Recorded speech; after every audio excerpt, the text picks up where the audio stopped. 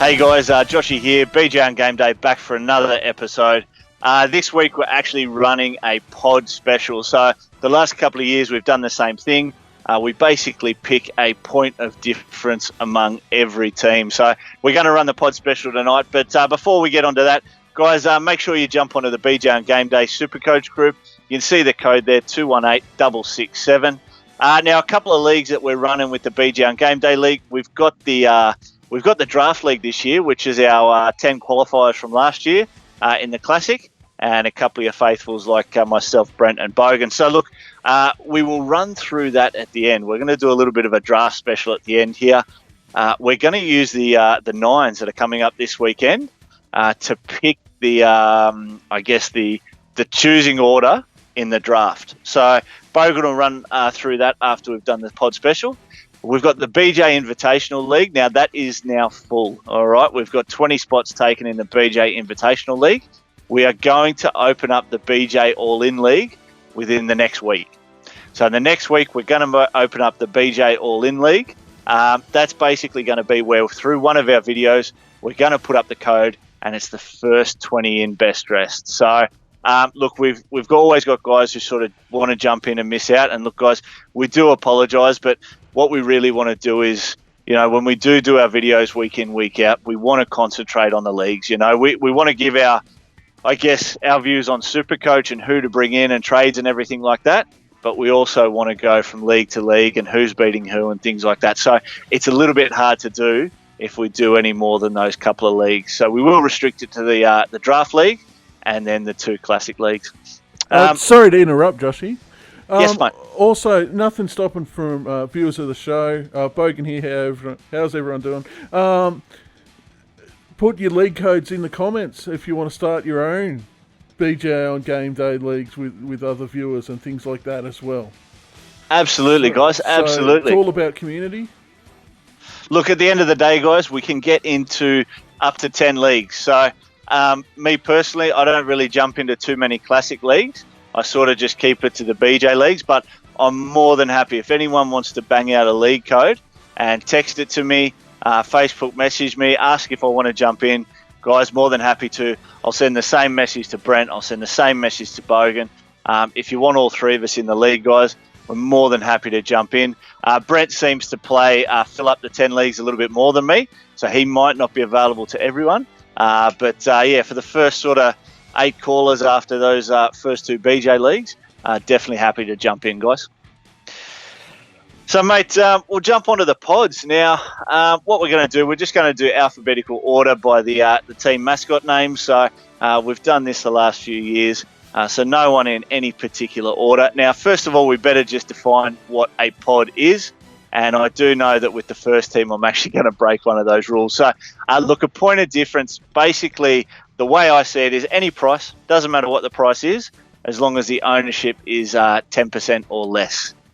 So the idea behind a pod is you don't want many other people to have it, so that when they do go large, when they make a lot of money, you guys are the ones who benefit from it and see yourself jump up the leaderboards or win those head-to-head matches.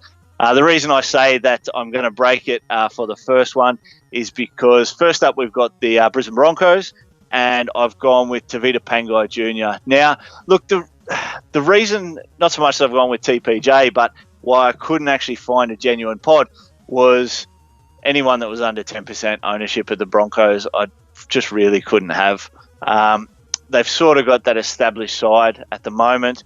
There's a little bit of talk around who's going to actually play in the backs, but at the end of the day, I think everyone at the Broncos who people are looking at have really been found out. So I've gone with TPJ, 540,000. So he's not cheap, but he's definitely not expensive, probably with regards to the potential he's got. You look at him, you look at David Fifita at 509,000. Now, David Fifita had a huge off-season with the World Cup Nines. Very similar players. I think probably, in the past, TPJ's been the one that's been a little bit more dominant, and Fifita's been emerging. But I'm going to go with TPJ as my pod. Second up, we've got the Doggies, the Bulldogs, And my pod is going to be in their centre wings, and that is Remus Smith. Now, Remus Smith is priced in your mid-300s. Now, probably one of the hardest positions this year is going to be that centre wing, as like it is most years. It's always hard to commit to spending that high money there because you're never really guaranteed that consistency of Supercoach points. So I've gone with Remus Smith. Look, it's a little bit hard, obviously, with the Dogs. I've always sort of got that rule about not picking any of their players. I did consider Will Hopewadi as a pod, but I was just trying to go someone in the centre wings at just that little bit cheaper a price. Remus Smith, Nick Meaney, that kind of player. So I've gone with Remus Smith. Hopefully he can nail down that starting wing spot and, just show us what he can do. He's got plenty of ability. He scores tries. He's got good long-range efforts. Really impressed by this guy. And, his ownership's low at about 2 or 3%. Next up, we have the North Queensland Cowboys. And from the Cowboys, I've gone Esan Masters. Now, I think this is an absolute huge signing. I've been a huge fan of Esan the past few seasons. He obviously didn't go too well last season at the West Tigers, which is why he sees himself at the Cowboys now. Now, look, with Esan, I'm really hoping he get those goal-kicking duties. I hope he works his ass off it on the off-season because, look, if Valentine gets them, it'll just make him that little bit less effective or, less of a desire because if he's got the goal kicking, it's sort of good for an extra 10 to 12 points every match. Even if he misses a couple, the Cowboys are probably going to score enough tries and that there with Valentine Holmes and, Drinkwater. They've got a good attacking backline. So Esan Masters, great with the offloads, great with the ball running, can score tries, can set up tries. For me, he's just the complete package in the centre wings. He's just got to continue that development as a player. For the Dragons, now this is probably similar to the Bulldogs. I really wasn't too sure where to go with this one. There wasn't really anyone that I sort of wanted to pick out that was under that 10% ownership. I've settled on Paul Vaughan in the front row. Now, the last couple of seasons we've seen Vaughanie play for the Blues. He's been a really good player. I think back in 2017 was probably his best year in Supercoach. Scored plenty of tries that year, was really good in attack.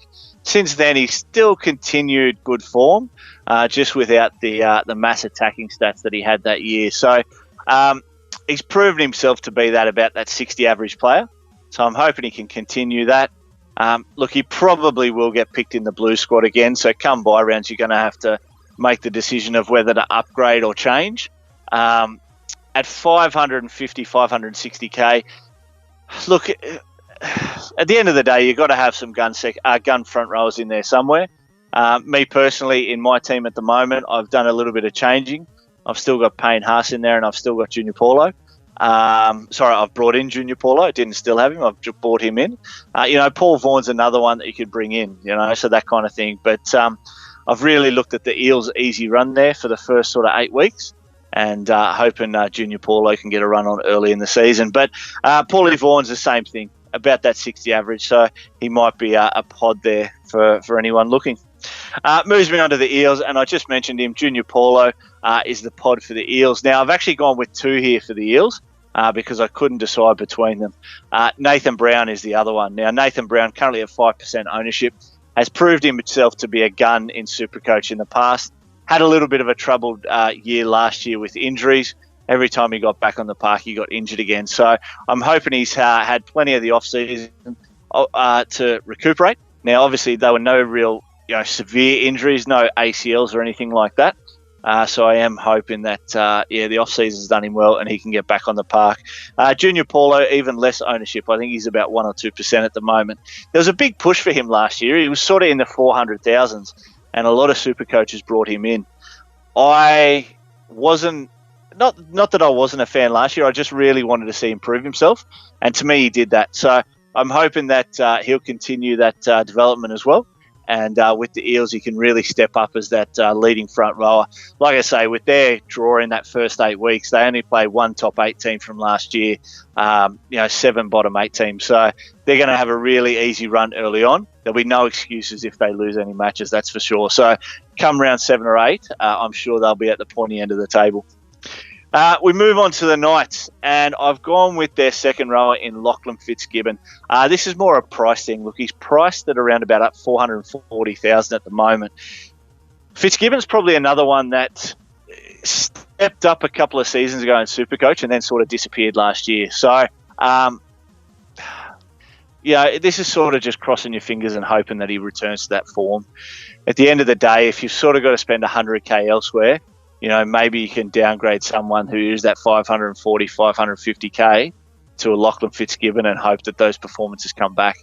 We'd love to see that team up, that combination with Kalen Ponga come back, because they were absolutely awesome not that long ago. So, look, he plays brilliant on that left-hand side. We just need to see him score a lot more tries, as we saw those 2 seasons ago. Moving past the Knights, and we get to the Panthers, and I've got another back rower here in Liam Knight, very similar to Lachlan Fitzgibbon in the pricing range, around about that 450,000K. Liam Martin was just very, very solid last year. Good, hard-working player. Probably doesn't have the attacking ability of your Cameron Murray's, but, similar tenacity, similar ability to play long minutes. Couple of issues with refs and discipline last year, saw a couple of sin bins and things like that. So he'll want to get that out of his game. I would like to see him start either at lock or in the second row to be able to select him. A couple of games last year where he started off the bench, I'm hoping he'll push himself into that front row, into that forward pack. And if he does, he's definitely a good option as a pod. What do we go for the Panthers? The South Sydney Rabbitohs. Now, with the Rabbits, I've gone with Braden Burns. Now, centre wing position, roughly 450, 460K. Absolutely had a blinder last year. Unfortunately, was plagued by hamstring injuries. I think after about 5 or 6 rounds, maybe even less, he was just brilliant. And all of his points were through base or through creative stats. Nothing, I think he only scored 1 try for the season. So for a centre winger to average the scores that he did, to perform the way that he did, I think he's a huge pod early in the season. Now, we saw last year with his Hemis, we saw with Tommy Turbo, we saw with Matt Moylan, NRL physio, he is huge on it. It is very, very easy for the reoccurrence of hamstring injuries. They do need that time off to recuperate. So, like most players, there's plenty of media out there saying he's training the house down in the preseason, which is always what happens. But if there's any truth to that, Braden Burns is definitely one you can have in your team. At the moment, in his spot, if I was to take someone out to fit him in, I've got Joey Manu from the Roosters. I think, obviously, with Billy Smith going down injured, Latrell Mitchell leaving, Joshy Morris is coming back, which is cool, so he'll be able to link up with his brother. He's asked for an immediate release from the Sharks after the Sharks signed Jesse Ramian back, so it looks like that'll probably happen in the next day or two. I just think at the moment I've gone with Joey Manu. I could switch it up quite easily because they're both, I think one's priced 454, the other one's 457. So definite pod there in Braden Burns. Current ownership, I think, is around the 5% mark. Moving on to the Canberra Raiders, and I've gone with Joey Tarpanay. Now, Joey Tarpanay, 362,000. Unfortunately, he's only second row. He has lost that dual point position status where he was front row and second row last year. Look, they've obviously got John Bateman, who talk is lately in the last couple of days he will be out for maybe the first couple of rounds. He has had shoulder surgery and a clean out, John Bateman, and there's thoughts that he will miss round 1. Now, Tarpanay for me, whether Bateman's there, whether Elliott Whitehead's starting, I think he's got to be the 13. I think basically between those three, they will have that back row at Canberra sorted. They've got players like Ryan Sutton on the bench, Dunamis Louis, who plays a little bit more front row these days. So I think those guys are set for the back three. Sia Soliola, again, he's another one who seems to have moved in that front row. Canberra are very agile these days in their forward pack. I think seasons gone past, they obviously had Junior Paulo. They had Shannon Boyd. I'm a huge non-fan of Boyd. I just think he was too big and too slow, too big and too slow, like me. I think there's plenty of opportunity there for Tapane at 362k, provided he can stay away from the injuries. Now, a few guys who I've mentioned on this list were all a little bit injury prone last year, and I think as anyone would have watched my beginners video, one of my commandments is always pick healthy players. Now, obviously that's a little bit of a risk there, but that's what you get with a pod. The reason they are pods is because a lot of people don't want to pick them because they're worried about those injuries coming back. Braden Burns is, a perfect example of that. If he hadn't have done those hemis last year and averaged that score for the whole season, he'd be one of the top percentage players picked in the centre wings. Moving past the Canberra Raiders, and we get to the Sydney Roosters. Now, this is a little bit of a surprising one for me. I thought his ownership would be way higher. I really did. And that's he's going to be their new general, and Luke Keary, 569,000. So he's by no means cheap. It beats me how he's only 9% ownership. I thought he'd be closer to, 20, 25%. I really thought in that 5/8 role, he's probably the best thing out there. It's a little bit hard to say when you got the likes of Sean Johnson and players like that, but Keary's shown that he can lead a team around the park. He's a Clive Churchill medal winner. There were plenty of games there where Cooper Cronk was out and Keary had massive scores. The question remains of whether he can do that week in, week out.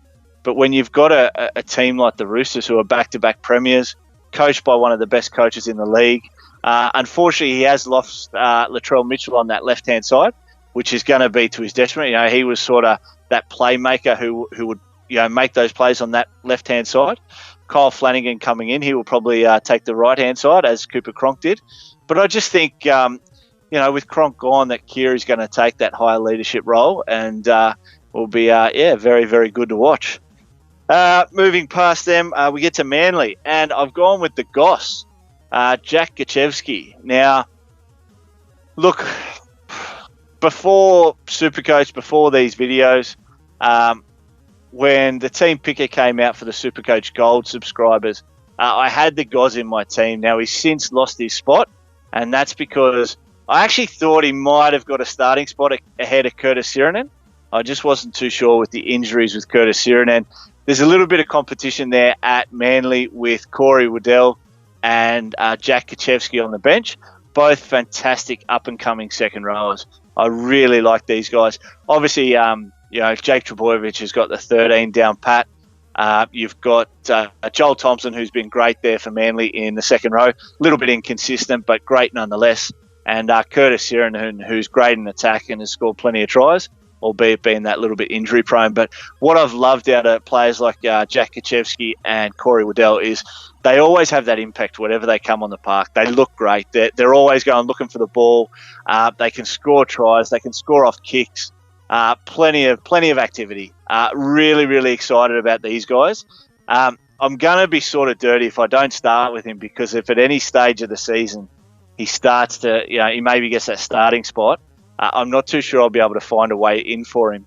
Looking at my team right now, I'm hoping it'll be after round 4 or 5, so a few of my cheapies might get those rises early. And if he does start to show form, I'll have him straight in. Moving over to my Sharkies, and I'm going to go with our returning centre winger in Jesse Ramian. Now, obviously, we've just seen the departure. Well, like I say, not the departure yet, but he has definitely asked for an immediate release in Josh Morris. Those centre wing spots should be shared very easily by Bronson Xerri and Jesse Ramian. Obviously, went to the Knights and just didn't get it all his own way, Jesse. Never really saw the ball much. There's reports and talk around Nathan Brown and not gelling with the coaching staff. Hopefully coming back to Cronulla. Now, again, it's under a different coach. There's no Shane Flanagan there now. We do have John Morris. So I'm hoping that just a return to that culture and that environment with the Sharks, we can see Jesse have a return to form, because there's no doubt before he left the Knights, he was probably one of the best up-and-coming centres in the game. So, really looking forward to him. 422,000 he's priced at. So, again, another one where you can sort of make that, take that punt on a second winger, whether you go higher at 500,000 or 600,000 for a Latrell. He's one you can maybe take a punt on. We go to the Storm, and again, probably another surprise this guy isn't owned by more players, considering his form last year. And I just think that he's going to get better, and that's the second rower in Kenny Bromwich. His creativity there last year took 10 different levels up to the previous season. On the left-hand side in that second row position, looked absolutely fantastic outside Cam Munster. Line breaks, offloads, try assists. Just really, really good to watch. I think he's priced about 560 or 580,000 now. 2% ownership. Look, if you're going to look at any kind of gun performers, you've got to look at him. You'd probably hope that it's not a one-off season what he did. For so long, he was sort of that bench player. While you had the likes of Ryan Hoffman on the left-hand side, and he got his chance last year, and he absolutely shone through. So, guys, if you're looking for that sneaky pod, it's in the Storm system.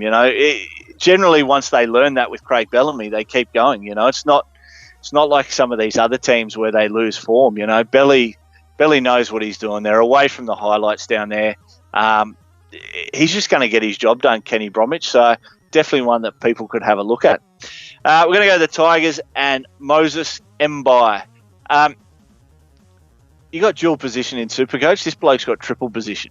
So there's talk about him playing the hooker role, yet in Supercoach he is fullback and centre wing status. So one thing you know about Moses is he puts in. He's a little bit inconsistent, but he really does put in a lot of effort.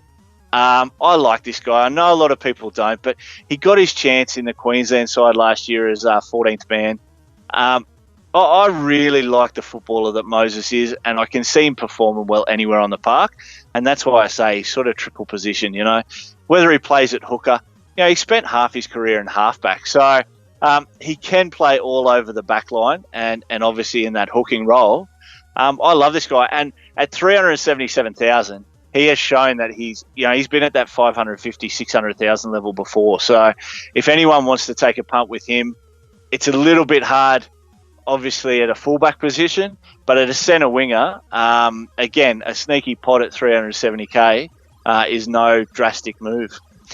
Second last team, and we've got the Titans. And look, again, it took me a little while to find one through here. I mentioned him in the Titans preview the other week, and just a reminder, guys, those previews are going to continue. Every couple of days, we'll bring a new team video out. We've got a few there waiting to come out. Obviously, the Titans one's come out already, and we spoke about Tyrone Peachey. Now, Tyrone Peachey, look, if there's, like I said in that video, there's probably no more inconsistent player in Supercoach and in NRL than him. But there's probably no more player with as much X factor. You're talking the likes of Kalen Ponga. You're talking the likes of Tedesco. Tedesco's obviously got more consistency, but Tyrone Peachey, he's just a different style of player. He's nuggety, he's fast, he can step, he can create. There's a lot of positives there. The footballer just needs to produce it. Now, I was always dirty back in the day when Cronulla let him go to Penrith, and then Penrith obviously let him go to the Titans. But I was really hoping Cronulla would keep him. Obviously, his namesake, David Peachey, was fantastic back in the day.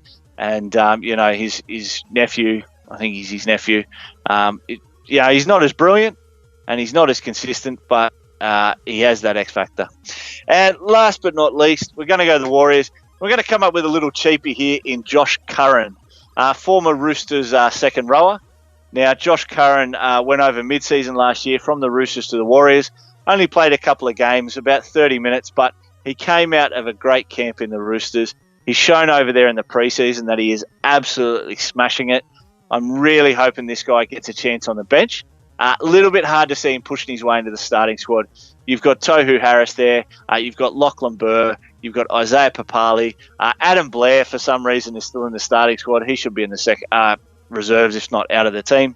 But yeah, I'm hoping Joshy Curran can force his way in sooner or later, because at 200,000, he is one that will jump up in price given the chance.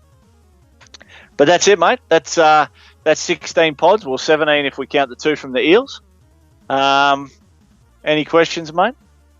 Or do we run on to draft now? We'll be moving on to draft. Beautiful. And a bit of a Nines review. Hence why we're talking about the draft, because the Nines will be involved. You keep calling it review. Mate, I will say, guys at home, anyone looking at home, you see those things. They got team reviews on them. They're previews. They're not reviews. It's annoying the heck out of me. I'm not really fucking doing all the shots. You guys don't know how much work Bogan puts. Well, you do know how much work Bogan puts in the background because you see it every week. The graphics we've got, the screenplay, it's absolutely fucking awesome. So I'll get on his back, but you guys get off it. All right. No one said anything until now, probably. That's because we're all stupid fucking footballers, and we probably didn't even realise. So yeah, I keep saying review when it's a preview. You can't review something that hasn't happened yet. But a bit of a Nines preview because the reason why we're talking about the draft now is because Brent's come up with his freaking Machiavellian system for organising who goes first in the draft. Do you want me to explain where this came from, mate? Oh, I want one buffhead Hampton who's off trying Genghis Khan style. Mate, he's making babies. Yeah, that's what I mean. Genghis Khan style, spreading his progeny across the world. Spreading his seed. Yeah. Creating his own coronavirus. Yeah, it's a Hampton, which don't worry about the coronavirus because that gap in population is going to be filled up with fucking little Brent Hamptons running around. Absolutely. I want to know how the hell he's went from having the Knights that won't have much chance in this tournament to having the Eels, who are probably the favourites. Yeah. Well, look, let's start from the start. Like I say, we've got a draft league that we've run privately. So, Brent, actually, I've only joined it a couple of seasons ago. Brent and the boys have been running it for about 6 or 7 years. And one of the lads wanted to drop out, and I took that spot gratefully a couple of seasons ago. Now, the way they work out the order every year, now you don't reverse it from last to first. We create the order through another sporting event. So we've done the Australian Open before, the tennis. We've picked out basically the top 8 seeds, and whoever gets the furthest along, that's the order you go in. We've done the Big Bash before with the 8 teams in Big Bash, whoever finished top of the ladder and things like that. I think they've done Formula One. No one's watching Big Bash this year. Well, apparently not. But so that's what we've done. So guys, we've gone to the Nines this season, and what we've tried to do is get whoever the Supercoach supports, their supporting team is the team they get in the Nines. Now, I don't know whether Brent's done this strategically or, he's pulled a little bit of a Swifty, guys. He's pulled the wool over your eyes. He's gone with the Eels, who are basically sending over a full-strength team. Now, anyone at home knows who's been following us a while, Hampton follows the Knights, but also Big Ted, our most loyal of followers, and our other most loyal of followers, Marty, follows Cronulla. So, unfortunately, the two teams that Brent and I follow, we've had to give them up. Now, Brent's pulled the Swifty because he's got the Eels now, and they're going to be favourites. They're sending over the most strongest team. I've just checked the Cronulla team today, and we're sending over ours as well. So, unfortunately, Marty's pulled the Swifty over me. He's done well, and I've ended up with the short straw because I've just gone and randomly picked the Cowboys because I live in Queensland now, and I didn't want the Titans. And there you go, mate. So it's a little bit of a strange one. Who's got whose team, mates? Well, I'm about to go through that. I will just say, though, we will be doing a draft strategy special at some point when we can get Brent. He's the draft expert. I've had absolutely no idea. I've never played in a draft before. So I have no idea about tactics or who I should be looking to get, or those third and fourth string guns that you wouldn't really look at in Classic, but in draft you might have to look at picking them up. Guys, look, Hampton, Brent is definitely, I guess, a top player in draft in our league. We've got a few guys who have been playing draft for a while and seem to know what they're doing. He's always in that sort of top 1 or 2 or 3 spots out of your 8, whereas I'm sort of always languishing back in about 5th, 6th or 7th. No last yet, which is great. but I'm definitely not as educated as Brent on the topic. So we will do a draft video, and he'll be running that one. So for all those coaches out there that will be in draft leagues, that video is coming. That will have some tips on that. All right, so to the list for the BJ and Game Day draft. So first off is Ted with Ted Zilla. Big Ted, yep. He's got the Knights, as you mentioned. Yep. Then you've got Marty. Marty Lau. Yep. With a very creatively called Marty's team. Mate, how can they ever accuse us of not being original? Mate, Marty, Marty, I love your work, buddy. Love your work. And he's, as you mentioned, he's got the Sharks. Yes. Then you've got myself, who just ripped off my team name from Supercoach Racing with the Great Khans. And I go for South, so I've got the Rabbitohs, which isn't a bad one to have. Then you've got Checkmate. I don't have his team name. He's got the Warriors. No. Mana is his name. Checkmate's his team name. Sorry, yep. Mana. I should have remembered that. Then you got Brent with Hampto's Hitmen. Now, I will say that I have to put a clip in here. When he called his team the Hitmen, I said you have to change your colours to pink and black for Brett the Hitman Hart. And I'll put a clip in. See, you always put these wrestling. I'm not a wrestler follower. So I tell you what, I never know too much about the wrestling. If there was Supercoach Pro Wrestling, I'd be forcing you guys to do a weekly show on it. Mate, it's not even real. It's still real to me, damn it! Yeah, but that makes it even more interesting because then you got to think about the backstage. Who are they going to put the title on to progress the company? Anyway, we can go into that in another episode. All right. Then you've got he's got the Eels. It's a rort. It's sports rort. 3. How many sports rorts has there been? But mate, it's corruption gone wild. Yeah, it's definite corruption. Lucky there's no money on this. Yeah. Then we got Bundy's Bustards. All right, so Bundy is Brendan, one of Hampton's mates. Somehow he's made it into the league in replace of Charlie White. Now, everyone and anyone out there, you can put in a protest. Bundy, happy to have you in there, mate. Not a bloody worry. But the spot there should be Charlie White. Charlie White absolutely destroyed us in Classic last year. Yeah. Now, Charlie, if you're watching out there, mate, I'll fully support you in the league. I'll kick Bundy out. I don't mind. But, guys, what we have had is, according to Brent, him and Charlie have had a couple of talks, and Charlie wasn't too keen for the draft. So he's a bit more of a classic player. He is in the Invitational, though. He is in the Invitational. We will see the Bunnings Snags, who won the award for best team name at the start of the year, and then took out the minor premiership by a fucking mile. Mate, took out the minor... No, did he? Yeah, and he lost... I thought Rangers de Janeiro did. Rangers won the head-to-head. Yeah, but I thought Rangers de Janeiro... No, Charlie White smashed it. Oh, Rangers was the minor premiership in the head-to-head. Yeah. Yeah, okay, yep. No, Rangers won the premiership. Is Rangers back?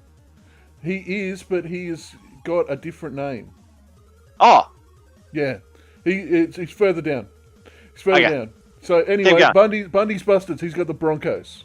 Yeah, he's a fucking shitty Broncos fan there, shit team. Well, who would live in that? I believe this is Rangers. His name is now Ginge, according to the list I've got here. What's the team name? I've just got Ginge. I'd have to look it up. I'm going off Brent's list. It's like Ginger 420 or something like that.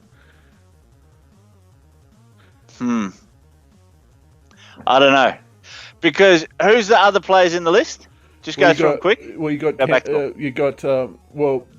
Ginge with the Tigers. Then you've got your good self, Psycho Circus with the Cowboys. And then there's the Hell's Grannies with Storm. All right. So I assume Ginge was Rangers. All right. Just because of the Yeah, all right. All right, well, let's go with that. But we'll look into a little bit. Fucking Rangers, stop changing it. This is why every year my name is the same. Yeah. Because I can't fucking figure out who's who. But anyway. Oh, that's why. There's me and my little rant. I've got the same name for Classic, and I use the same name that I use for racing for the draft. Yeah. Anyway, the rules. Reading from the message I got sent from Genghis Khan himself, spreading his seed from his camp there. Each draft manager is assigned an NRL team. How that team performs determines the order of the draft picks for the inaugural BJ on Draftday League. The team that makes it the furthest will be awarded with the first pick. For example, the Sharks make the grand final and no other manager's team makes the grand final, then Marty would be first pick.